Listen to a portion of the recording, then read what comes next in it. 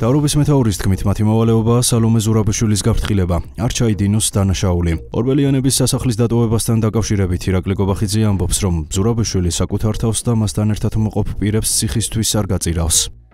როგორც მოგეხსენებათ, თბილისში იდგმება ერეკლე მეორის ძეგლი. ერეკლე მეორე არის გმირობის სიმბოლო, არის პატრიოტიზმის სიმბოლო, პრაგმატიზმის სიმბოლო, თავდადების სიმბოლო და ძალიან მნიშვნელოვანია, რომ დედაქალაქს შეემატება ერეკლე მეორის ძეგლი. მისი უგდავყოფა არის, რა თქმა უნდა, თითოეული ჩვენგანის სვალი და რა თქმა უნდა ძეგლი ამაში თავის წვლილს შეიტანს. ასევე ხედავთ, რომ ძალიან მნიშვნელოვანი სარეკრეაციო სივრცე ეწყობა თბილისში. თქვენ ხედავთ კახაკალეთის მერობის პირობებში, როგორ წვანდება, ლამაზდება კიდევ უფრო მეტად ჩვენი დედაქალაქი და რა თქმა უნდა ესეც უნდა გაგრძელდეს.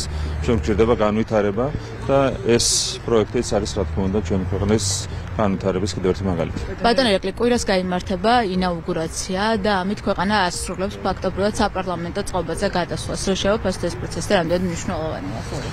რა თქმა უნდა არის მნიშვნელოვანი მოვლენა ჩვენი ქვეყნის ცხოვრებაში. მიხეილ ყაველაშვილის ინაუგურაცია შედგება 2 დღეში და მას საგესრია ძალიან მნიშვნელოვანი და ასევე ვიტყოდი რთული ფუნქცია.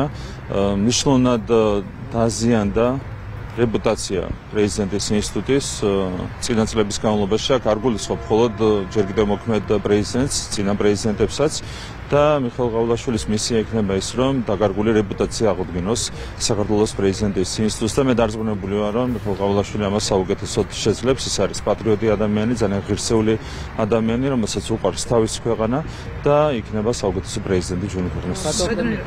ამ თემას გავაგზავნებთ, შეიძლება გესმით პოლიტიკური პარტიების მხრიდან სხვადასხვა ტიპის განცხადებები და მოლოდინი არის მათ შორის სალომე ზურაბიშვილის ქმედებებთან დაკავშირებით, რას ისამს ჯერ კიდევ მოქმედი პრეზიდენტი 29-ში დატოვებს თუ არა ორბელიანების სასახლეს. ის მოდა განცხადებები, რომ მზად არიან ოპოზიციის ნაწილი მზად არის, რომ ფიზიკურადაც დაიცვას ის თუ ამის საჭიროება გახდება.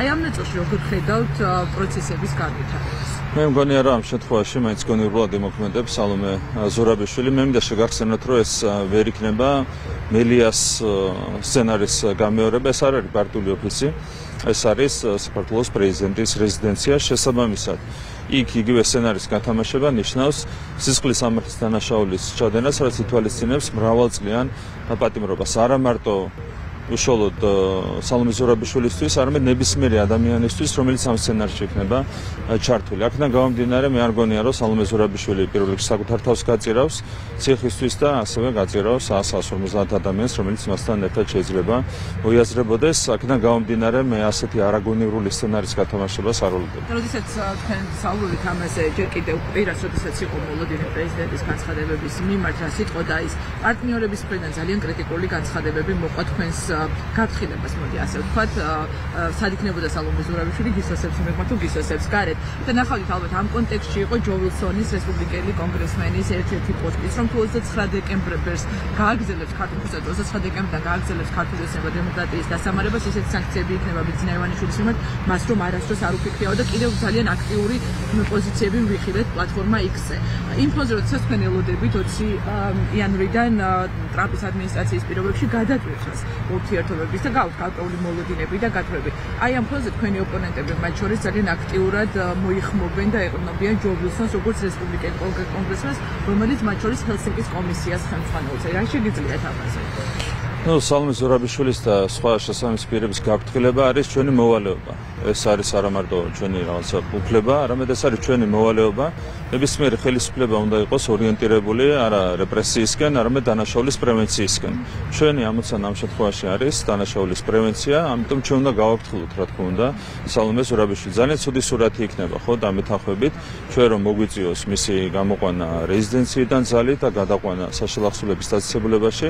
რა თქმა უნდა, ეს არ არის სასურველი სურათი. შეიძლება აწყობდეთ სალომე ზურაბიშვილის პატრონებს და შეიძლება მისცენ ასეთი დავალება, მაგრამ ეს არ იქნება ლამაზი, ასე ვიტყოდი. ესეც ქვეყანას რა თქმა უნდა არ დააქცევს, არაფერი განსაკუთრებული, მაგრამ უბრალოდ არ იქნება ლამაზი სურათი. აქედან გამომდინარე, ჩვენი მოვალეობა გავაფრთხილოთ სალომე ზურაბიშვილი, რომ არ ჩაიდინოს დანაშაული და შესაბამისად არ მოუწიოს თავადაც ამ ულამაზო სურათში მონაწილეობა. ჯო ვილსონის განცხადებას როგორ? ჯო ვილსონის განცხადებას ხშირად ჩვენ ხედავთ ხოლმე, რომ როდესაც ასეთი ინტენსიური განცხადებები იკეთება ამა თუ იმ პოლიტიკოსის თუ ჩინოვნიკის მხრიდან, მერე იკვეთება ხოლმე კონკრეტული ასე ვთქვათ, ფინანსური ინტერესის ნიშნები. არ ვიცი ამ შემთხვევაში რასთან გვაქვს საქმე, ყოველ შემთხვევაში მე ამას დიდ ყურადღებას არ მივაქცევდი. თავარია საზოგადოებამ ისწავლა ყველაფერი. საზოგადოებამ პირველ რიგში ისწავლა ის, რომ არც ცალკეულ პოლიტიკოს არ უნდა გაიგიდოს მის განცხადებებში. თქვენ გახსოვთ, რომ 5 რეზოლუცია დაამტკიცა ევროპარლამენტმა, მაგრამ ამითაც კი ვერ შეძლეს საზოგადოებას ზემოქმედება. რატომ? იმიტომ რომ თავარია საზოგადოებისთვის ის თუ რა არის სიმართლე. და როცა ხედავენ, რომ კონკრეტული პოლიტიკოსი სიმართლეს არ ლაპარაკობს, საზოგადოებისთვის ეს განცხადებები აღარ არის რელევანტური. ამიტომ ყველას ურჩევდი, რომ თავი შეიკავოს ასეთი ფუჭი კამპანიების წარმოებისგან ქართულ საზოგადოებაში ეს ვერავითარ განსაკუთრებულ მღელვარებას ვერ გამოიწვევს და ამას ვერ იქნება ქართულ საზოგადოებაზე ზემოქმედების ეფექტი. ერთადერთი რაც ზემოქმედებს ქართულ საზოგადოებაზე ეს არის სიმართლე და ამისთვის ჩვენს ბევრი რამ გავაკეთებთ.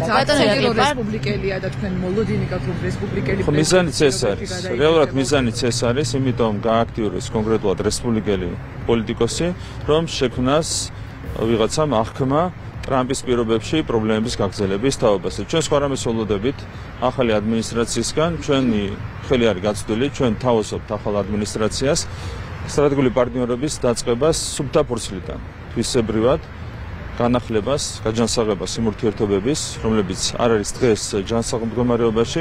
ჩვენ იმედი გვაქვს, რომ პრეზიდენტის ადმინისტრაციის მხრიდან, ახალი ადმინისტრაციის მხრიდან იქნება შემოხვედრილი პრაგმატული ნაბიჯები. ეს შედის ორივე ქვეყნის ინტერესებში, როგორც საქართველოს, ისე ამერიკის შეერთებული შტატების ინტერესებში. ბატონო, პარტიების დაფინანსებაზე მინდა გკითხოთ, ნიკა გვარამიას კოალიციის გარდა, როგორც ვიცით, ამ დროს თუ არის არავის არ უთქვამს პარტიების დაფინანსებაზე, ნიშნავს თუ არა ეს იმას, რომ ოპოზიციურმა პარტიებმა აღიარეს არჩევნების შედეგები. Ну, რა თქმა უნდა, 4-დან 3 ბარიერ გადალახულმა პარტიამ აღიარა არჩევნების შედეგები, დამატებით 2 პარტიამ, რომელმაც მიიღო დაფინანსება, ასევე აღიარა არჩევნების შედეგები. მანამდე შეგახსენებთ, რომ ლელომ მიიღო ცესკოში თანამდებობა, აქაც აღიარეს არჩევნების შედეგები. რეალურად ყველა ხედავს იმას, რომ არჩევნების ლეგიტიმურობაში ყველა არის დარწმუნებული, უბრალოდ მათ დაიწყეს გარკვეული თამაში პატრონების დავალებით, უნდა ეცადათ ხელისუფლების შეცვლა ძალადობრივი მეთოდებით, თუმცა ესე ჩაუვარდა. ახლა წავა განსხვავებული პროცესი. ხო, კიდევ ერთხელ გაიმეორებ, რაც კი არაერთხელ თებერვალში მე მგონია, რომ შეიძლება ჩვენზე ადრე შევიდნენ პარლამენტში, როდესაც გაიხსნება მომდევნო საპარლამენტო სესია. დაფინანსებაც არის მათ შორის დიდი დაპირისპირების უკვე გამოიკვეთა ყოველ შემთხვევაში, იმიტომ რომ პარტიებმა, რომელსაც ჯერ უარი არ უთქვამთ ყოველ შემთხვევაში, ამბობენ, რომ ის პარტია, რომელმაც უარი განაცხადა, უნდა თქვას მაშინ ალტერნატიული ფინანსები, საიდან რომ იმიტომ რომ პარტიებისთვის ეს არის ერთადერთი წყარო ხომ შემოსავლის, თქვა შემოწირულობების გარდა. რეალურად ნიშნავს თუ არა ეს იმას, რომ ადამიანები, რომლებიც კონსულტაციებს მართავენ ერთმანეთთან არიციან, რასთან შეიძლება ერთმანეთთან კონდეთ შემთხვევებობა, ხო, რას აკეთებს მეორე პარტია, რომელიც მის პარტნიორად მოისაზრება ამ სიტუაციას. Ну, ძიმე მდგომარეობაში შეაყენეს ეს პარტიები საკუთარმა პატრონებმა და ამას უკავშირდება ეს არათანმიმდევრულობა, რაც არის დღეს აშკარად სახეზე. ერთი პარტია ამბობს ერთს, დანარჩენები ამბობენ სხვას, არის სრული შეუთანხმებლობა მათ შორის, ანუ ერთი არ აღიარებს კვლავაც არჩევნების შედეგებს, ყველა დანარჩენმა აღიარა. რა თქმა უნდა, ეს ყველაფერი არის იმ არათანმიმდევრული ნაბიჯების შედეგი, რაც მათ მხრიდან გადაიდგა, მათ სადეს რევოლუციის მოწყობა ძალადობრივი მეთოდებით ჩაუვარდათ და ეხლა არიან აბსოლუტურად დეზორიენტირებული. ეს არის მათი არათანმიმდევრული ნაბიჯების მიზეზი. ბატონო, ბიზნესის წარმომადგენლები, რომლებიც გმობენ ყველაფერს ეცვისულია, საჯაროდ და ისინი ხელმომწერიც არიან კონკრეტული განცხადების. მათი მთავარი პარტნიორი, როგორც ირკვევა, არის რუსეთი და ისინი ამბობენ, რომ ამაში არავითარი პრობლემა არ არის. როგორ შეაფასებთ მათ ამ პოზიციას, არის თუ არა ეს ორმაგი სტანდარტი? ნუ ცალსახად არის, რა თქმა უნდა, ჩვენ გვაგრიტიკებენ რუსეთთან პრაგმატული პოლიტიკის გამო და თვითონ არიან ამ პრაგმატული პოლიტიკით მოსარგებლეები. ნუ აქ ჩანს რეალურად, რომ მათ აქვთ უბრალოდ პოლიტიკური მიგერძოება და ეს პოლიტიკური მიგერძოება არის თავარი მიზეზი იმისა, რომ აკეთებენ არაადეკვატურ განცხადებებს. თან რუსეთში ვაჭრობენ და თან არ გმობენ მაგალითად ევროპარლამენტის რეზოლუციას, რომელთაც არის მოთხოვნილი რუსეთისთვის სანქციების დაწესება. ერთადერთ რამეზე შეიძლება მიანიშნებდეს ასეთი ორმაგი სტანდარტი, მათ აქვთ პოლიტიკური მიგერძოება, მათაც სურდათ ისევე როგორც დანარჩენ 700 რამდენი იყო 50,000 დაახლოებით ამორჩეველს ხელისუფლებაში დაბრუნებულიყო კოლექტიური ნაცმოძრაობა, რასაც ვერ მიაღწიეს და ახლა ამ იმედგაცრუების გამო ორმაგი სტანდარტებით საუბრობენ. როცა ბიზნესმენს უნდა იმ პოლიტიკური ძალის დაბრუნება, რომელიც პირველ რიგში სწორედ ბიზნესის რეგეთით გამოირჩეოდა, ეს არის ვიღად რომ ვთქვათ გაუგებარი, თუმცა ამასაც შეიძლება ქონდეს ერთ-ერთი ახსნა, არიან კონკრეტული ბიზნესმენები, რომლებსაც აქვთ კავშირები შესაბამის ძალებთან და ისინი საკუთარ გამორჩენას ელიან ხელისუფლებაში კოლექტიური ნაცნობრობის დაბრუნებიდან, თუმცა რა თქმა უნდა ეს არავითარ შემთხვევაში არ მოხდება. ბიზნესის თავისუფლება ჩვენი მხრიდან იქნება აბსოლუტურად უზრუნველყოფილი.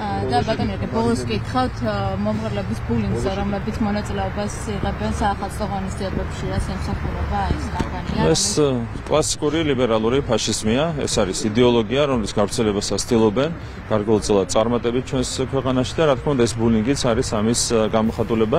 თუმცა თქვენ ხედავთ, რომ ამ ბულინგს არ აქვს წარმატება, ჩვენი ერთ-ერთი ეროვნული ამოცანა ამ 4 წლის განმავლობაში იქნება საქართველოში ლიბერალური ფაშიზმის საბოლოო დამარცხება და ყველაფერს გავაკეთებთ ამ მიზნის მისაღწევად.